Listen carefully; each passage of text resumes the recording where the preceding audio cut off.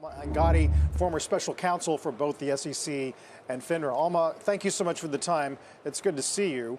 I wonder, people trying to sort of suss out what Bankman-Fried's options are here now that Ellison and Wang have accepted some of these claims. So I was actually wondering how the SEC was able to move so quickly, and now we know. I don't think he's going to have a lot of options because they're very close to him. These aren't very low-level people saying this is what they think the CEO knew. These were senior executives very close to him. So it seems to me like he's going to have a hard time refuting the government's contentions.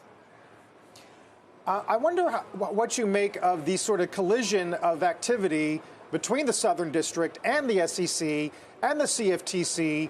Is this about as efficient as we could have hoped, given the fact that Congress hasn't made clear who is the tip of the spear here?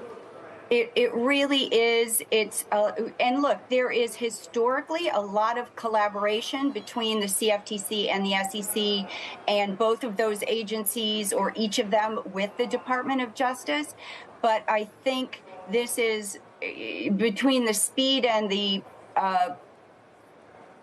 efficiency of this process. It shows a really good collaboration, and important, given the fact that each of these agencies and the Justice Department has an interest in this area, and Congress hasn't sorted it out yet. So I think they're all coming together to give investors some comfort that somebody's watching and somebody will do what they need to do.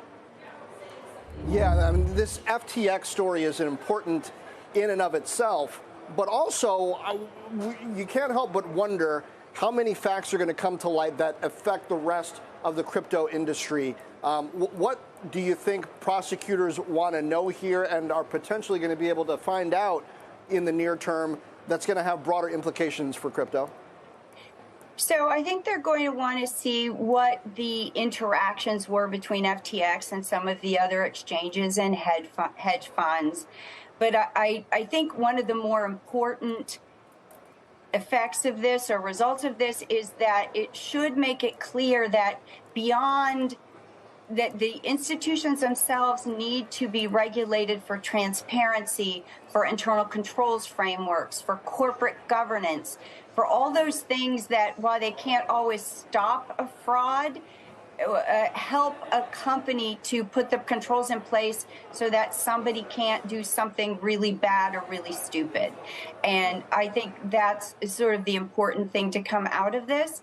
I think we've already seen some blowback from affiliated entities, but certainly the Justice Department will be looking at what other entities or companies might have been involved in this, either knowingly or unknowingly.